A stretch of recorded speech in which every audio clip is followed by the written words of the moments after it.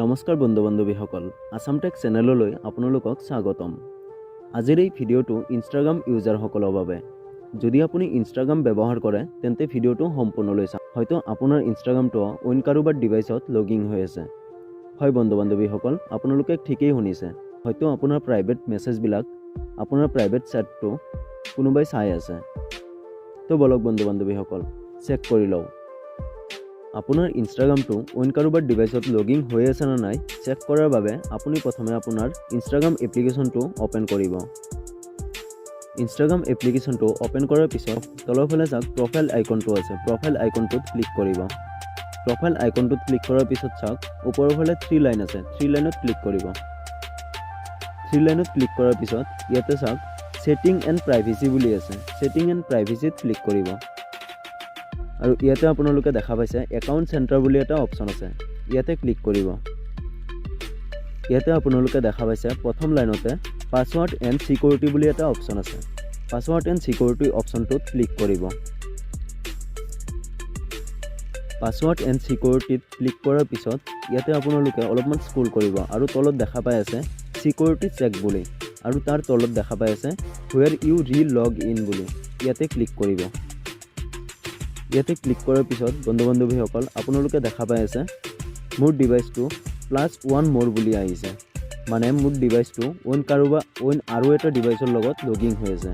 গতিকে ইয়াতে ক্লিক কৰাৰ পিছত দেখা পোৱা যাব কোনটো ডিভাইচত লগিং হৈ আছে, আৰু আমি এতিয়া যিটো ডিভাইচত লগিং হৈ আছে সেইটো আমি লগ আউটো কৰি দিব পাৰিম। তো আপোনালোকে ইয়াতে ক্লিক কৰিব। বন্ধু বান্ধৱীসকল আপোনালোকে দেখা পাই আছে ইয়াতে দুটা ডিভাইচ শ্ব' কৰি আছে। যেনে ওপৰত এটা আছে Samsung Galaxy F23 যিটো নেকি মোৰ মোবাইল হয়, আৰু তলৰ ফালে দেখা পাই আছে Realme C33। গতিকে যিটো তলৰ ফালে যিটো ডিভাইচ আছে Realme C33 এইটো একচুৱেলি মোৰ ডিভাইচ নহয়, এইটো অইন এটা ডিভাইচৰ লগত মোৰ ইনষ্টা একাউণ্টটো লগিং হৈ আছে। গতিকে বন্ধু বান্ধৱীসকল আপোনালোকৰো যদি এনেকুৱা হৈ আছে তেন্তে তলৰ ফালে দেখা পাই আছে চিলেক্ট ডিভাইচ টু লগ আউট। আপোনালোকে ইয়াতে লগ আউট কৰি দিব পাৰিব। বন্ধু বান্ধৱীসকল অইন ডিভাইচটো লগ আউট কৰাৰ বাবে চিলেক্ট ডিভাইচ টু লগ আউট বুলি যিটো অপশ্যন আছে ইয়াতে ক্লিক কৰিব। এতিয়া আপোনালোকে দেখা পাই আছে Realme C33 যিটো ইয়াতে অপশ্যন দেখা পাই আছে আপোনালোকে। ইয়াতে আপোনালোকে যিটো টিক মাৰ্ক আছে টিক মাৰ্কটো দি ল'ব। টিক মাৰ্ক দিয়াৰ পিছত আপোনালোকে তলৰ ফালে দেখা পাই আছে লগ আউট বুলি এটা অপশ্যন আছে। ইয়াতে ক্লিক কৰিব। লগ আউট অপশ্যনটোত ক্লিক কৰিব, আৰু ইয়াতে আপোনালোকৰ দুটা অপশ্যন আহিব কেনচেল এণ্ড লগ আউট। আপোনালোকে যিহেতু লগ আউট কৰিব সেইবাবে লগ আউটত ক্লিক কৰিব। বন্ধু বান্ধৱীসকল আপোনালোকে দেখা পাইছে তলৰ ফালে যিটো ডিভাইচত লগিং হৈ আছিল সেই আইডিটো অলৰেডি এতিয়া গুচি গ'ল, লগ আউট হৈ গ'ল।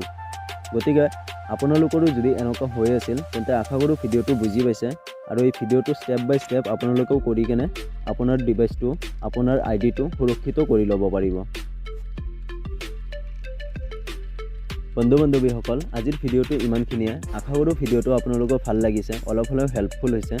গতিকে লাইক এটা কৰি দিব, আৰু আমাৰ চেনেলটো নতুন হয় গতিকে এনেকুৱা ইনফৰ্মেশ্যন টিপছ এণ্ড ট্ৰিক্সৰ বাবে আমাৰ চেনেলটো ছাবস্ক্ৰাইব কৰি বেল আইকনটো অল কৰি দিব। ভিডিঅ'টো শেষলৈ চোৱাৰ বাবে ধন্যবাদ।